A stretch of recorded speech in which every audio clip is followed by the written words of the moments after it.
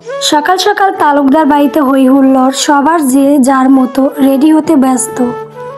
আজ তারা যাবে শত কিলোমিটার দূরে শ্রাবণের চাচার বাড়ি, সেখানে এক সপ্তাহ থাকবে। যদিও ফারুক তালুকদার আনিস তালুকদার 2 দিন পরেই চলে আসবে, বাকিরা সবাই থাকবে। সেখানে শ্রাবণের বাবা আর দাদার মৃত্যুর বার্ষিক পালন করা হবে। সকাল 7টার পরপর 3টা প্রাইভেটে উঠে বসলো তালুকদার বাড়ির সকলে। প্রথম গাড়িতে ফারুক তালুকদার, ইব্রাহিম শেখ, আনিস তালুকদার, মনিরা তালুকদার। পরের গাড়িতে মিসেস আনিতা, অরু, শান্তা, ফাতিহা, অন্ত, আর শেষে গাড়িতে শ্রাবণ, শুভ্র, সারা আর আনিশা।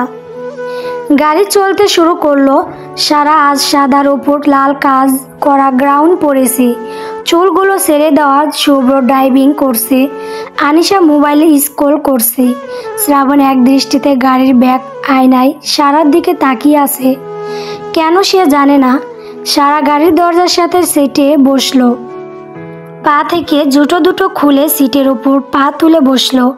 শুভ্র ও মিররে খেয়াল করলো সারাকে। দিন দিন মেয়েটার প্রতি দুর্বল হয়ে যাচ্ছে সে। গাড়ি চলছে ফুল স্পিডে ফাঁকা হাইওয়ে পেয়ে শুভ্র বেশ জোরেই গাড়ি টান দিল। সারা কিছুক্ষণ আগে ঘুমিয়ে গেছে গাড়ির জানালার সাথে মাথা রেখে। অতিরিক্ত বাতাসের কারণে সারার সিল্কি চুলগুলো উঠছে। হঠাৎ আনিশা বলে উঠে, শ্রাবণ ভাই একটা গান গাবেন প্লিজ, এই বাতাসে আপনার গান শুনতে ইচ্ছে হচ্ছে। আনিশার কথা শুনে সারা ঘুম থেকে জেগে উঠল। শ্রাবণ গম্ভীর মুখে একবার আনিশার দিকে তাকিয়ে গাড়ির সাউন্ড বক্স চালু করে দিল। আনিশা হতাশ হলো, তবু আবার বলে উঠে, ভাইয়া প্লিজ একটা গান প্লিজ। শ্রাবণ কিছু বলতে যাবে তখনই সারা বলে উঠে, শ্রাবণ ভাই প্লিজ, আনু আপি যেহেতু বলছে একটা শোনান প্লিজ। শুভ্র এদের কথায় কান দিয়ে গাড়ি ভালোভাবে ড্রাইভ করছে। শ্রাবণ রেগে গিয়েও সারার কথা ফেলতে পারল না। শ্রাবণ বুকের সাথে লেগে থাকা শার্টের গলায় ঝুলে থাকা সানগ্লাসটা খুলে চোখে দিয়ে গম্ভীর গলায় বলল, ওকে। শ্রাবণের কথা শুনে আনিশা বিড়বিড় করে বলল, হালা ভম্বল কথা শোনার আগে ধমক দেই তারপর কাজ করে। আনিশার কথা শুনে শ্রাবণ পিছু ফিরে আনিশার দিকে তাকিয়ে বলে, শ্রাবণ কিছু বললি? আনিশা কই না তো। শুভ্র এবার হেসে বলে উঠে, আরে শ্রাবণ বাদ দে, পিচ্ছি মানুষ কি না কি বলছে। শ্রাবণ কিছু বলতে যাবে তার আগেই সারা বলে উঠে, ভাইয়া এসব বাদ দিয়ে প্লিজ একটা গান শোনান। শ্রাবণ বলল, স্যাড নাকি হ্যাপি? সারা বেশ কিছুক্ষণ ভেবে বলল, স্যাড। শুভ্র বুক কুচকে বলল, আজ হ্যাপি দিবে, স্যাড গান শুনবা? সারা বেংসি কেটে বলে, ভাইয়ার গান হয়ে গেলে আপনি হ্যাপি গান গাইবেন, দেখব কে জিতে। শুভ্র হাসলো, সে জানে তার আধ পাগল বউ কখন কি বলে জানে না। সারা এবার বেশ তাড়াহুড়ো করেই বলে উঠে, কই শ্রাবণ ভাই শুরু করেন। আনিশা চুপ করে বসে আছে।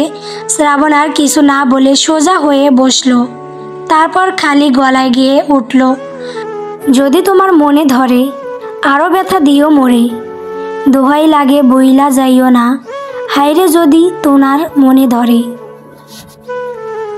আরও ব্যথা দিও না মোরে, দোহাই লাগে ভুইলা যাইও না, একদিন আইবা রে, সেদিন আইসা আমার পাইবা না, একদিন আইবা তুমি আইবা রে, সেদিন আইসা আমায় পাইবা না।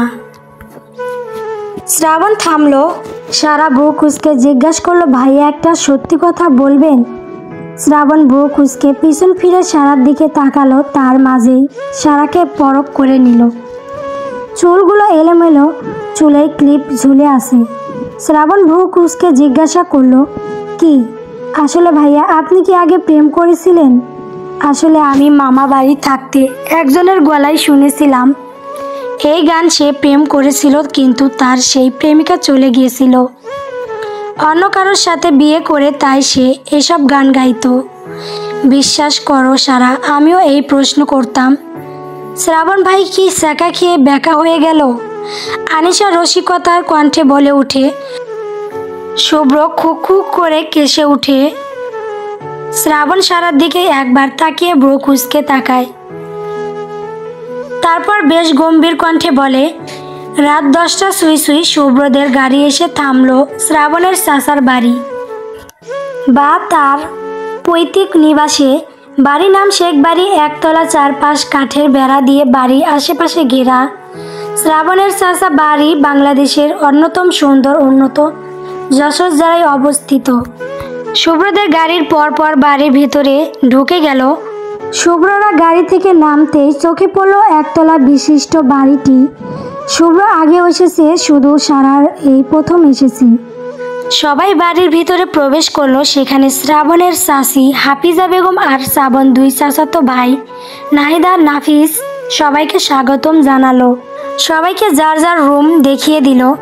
যেহেতু বাড়িটা ছোট তাই আনিশা, অরু আর সারাকে এক রুমে দিল, আর অন্য রুমে শান্তা, মিসেস মনিরা আর ফাতেহা আর শুভ্র, শ্রাবণ আর অন্তকে এক রুমে দেওয়া হলো। সবাই যে যার দেখানো রুমে গিয়ে ফ্রেশ হয়ে এসে রাতে খেয়ে নিল, তারপর ঘুমাতে চলে গেল। সারা রুমের দিকে যেতেই মিসেস আনিতা পিছন থেকে ডেকে এসে বলল, সারা, ওরু দাদু ভাইকে আমার কাছে দাও। এই শীতের রাতে বারবার উঠে তোমার খাওয়ানো লাগবে না। সারা মুচকি হাসি দিয়ে ঘর থেকে অরুকে নিয়ে এসে মিসেস আনিতার কোলে দিয়ে দিল। যাও মা, ঘুমিয়ে পড়ো। জি মা, আপনিও যান বলেই সারা রুমে চলে আসলো। সত্যি তার ঘুম আসছে। 10-12 ঘন্টা জার্নি করে সে ক্লান্ত। হঠাৎ তার মনে হলো শুভ্রের কথা। শুভ্র তো ড্রাইভিং করেছে, তাহলে তার কি অবস্থা? নিশ্চয়ই হাত পা ব্যথা করছে, নিশ্চয়ই আজ ঘুমাতে পারবে না। সারার চিন্তায় সারা নিজেই লজ্জা পেল। সে একটু বেশি চিন্তা করে শুভ্রকে নিয়ে সারা বিছানায় শুয়ে পড়লো। আনিশা কম্বলের মধ্যে মুড়ি দিয়ে মোবাইল দেখছে। সারার মোবাইল দেখতে ইচ্ছে করছে না, তাই ঘুমিয়ে পড়লো। রাত 12টা সুই সুই হাতের সিগারেটের শেষ টান দিয়ে ফেলে দিয়ে পা দিয়ে পিছে নাক দিয়ে ধোঁয়া সারে শ্রাবণ। তারপর নাহিদের দিকে তাকিয়ে বলল, কি বলছি বুঝতে পারছিস? নাহিদ মাথা ঝাঁকালো, মানে সে বুঝেছে। নাহিদ ছোট থেকে শ্রাবণের পাগল শুরু মনে করে একরকম। শ্রাবণ কিছুটা নাহিদের দিকে ঝুঁকে বলে উঠে, সাবধান, শরীরে যেন স্পর্শ করবি। শি ইজ অনলি মাই, তাই যা করবি শুধু ভুল বোঝানোর জন্য। ঠিক আছে ভাই, আপনি চিন্তা করবেন না। কিন্তু আবার কি? মেয়েটাকে আগে তো কখনো দেখিনি। তুই চুপচাপ কাজ করতে পারলে আনুর লগে তোর বিয়ে পাক্কা। সত্যি তো ভাই? আরে বিশ্বাস করিস না? অনেক করি। তাহলে কবে করব কাজটা? মামারা পরশু চলে যাবে, সেদিন রাতেই। আচ্ছা ভাই। শ্রাবণ আর কিছু বলল না। এখন তার শান্তাকে খুব দরকার।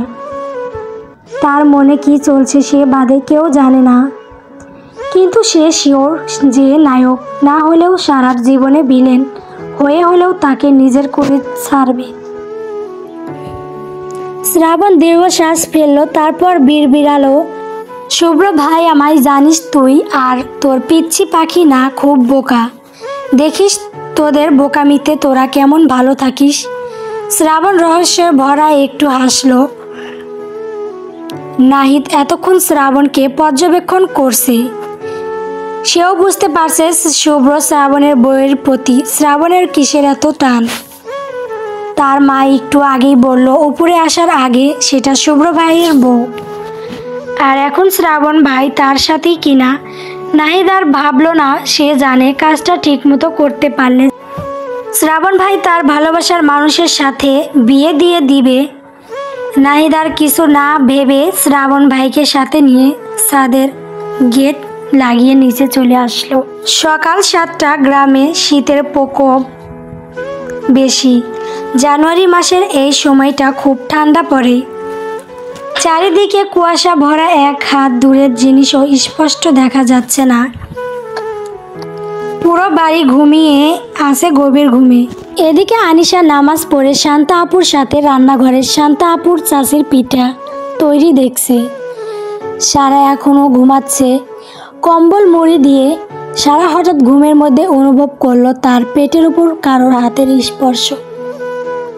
সারা কেঁপে উঠল। সারা চোখ মেলে তাকাতে যাবে, তাকাতে পারছে না। সারা এবার আরো বেশি স্পষ্ট অনুভব করলো তার শরীরের সাথে কেউ শুয়ে আছে। সারা ঘুমের মধ্যে কেঁপে উঠল। মানুষটি সারার কম্বলের মাঝে ঢুকে সারাকে জড়িয়ে ধরল। ফট করে চোখ খুলল। সামনে থাকা মানুষটিকে চোখ চিল্লানি দিতে যাবে তার আগেই মানুষটি তার ঠোঁট জোড়া নিজের দখলে নিয়ে নেয়। সারা চোখ বড় বড় হয়ে যায়, ছোটাছুটি করতে শুরু করে। তবে শ্রাবণকে এক চুল পরিমাণও সরাতে পারে না। শ্রাবণ এবার সারাকে আরো জোরে চেপে ধরে নিজের শরীরের সাথে মিশিয়ে নেয়।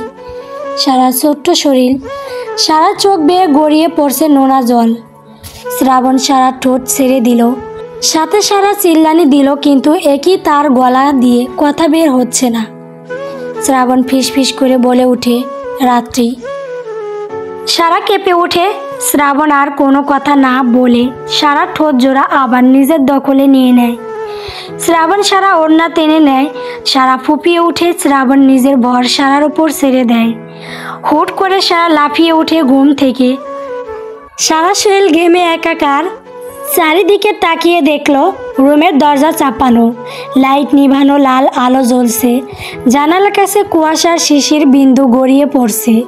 সারা ভয়ে কাঁপা কাঁপা চোখে ভালো করে দেখে নিল চারিপাশ। না, কেউ নেই। খুব খারাপ দুঃস্বপ্ন ছিল তার এটা। সারা কাঁপা কাঁপা হাতে বেড সাইড টেবিল থেকে পানির বোতল নিয়ে পানি খেয়ে নিল। তার গা হাত পা প্রচণ্ড কাঁপছে। এই শীতের মাঝে সে ঘেমে শেষ। তার মাথায় আসছে না শ্রাবণ ভাই কে নিয়ে এইসব স্বপ্ন দেখলো কেন। সারা কাঁপা চোখে নিজের দিকে তাকালো। না, ওড়না বালিশের পাশেই আছে, সব ঠিকঠাক। তবু সারা ভয়ে ঘরে চলে গেল। বিছানা থেকে ওয়াশরুমে গিয়ে কাপা হাতে চোখ মুখ পানি দিল। তারপর রুমে এসে ফ্যান ছেড়ে দিয়ে শুয়ে পড়ল। আবার হাঁটার শক্তি নেই যে এখন উঠে বাইরে যাবে। সে মনে মনে সিদ্ধান্ত নিল একটু পর উঠে গিয়ে শুভ্রকে সব বলবে। শীতের সকাল হওয়ায় সবাই দেরি করে ঘুম থেকে উঠেছে। সারা আর ঘুমাতে পারে নাই। চোখ বুজে শুয়েছিল। ঘড়িতে 10টা বাজতেই উঠে বসলো। চুলগুলো ঠিক করে মাথায় ওড়না ঠিক করে দিয়ে বেরিয়ে গেল রুম থেকে। রুম থেকে বেরোতেই সারা ভয়ে চোখ বড় বড় করে বলল, গল্প 4 বছরের চুক্তির মা।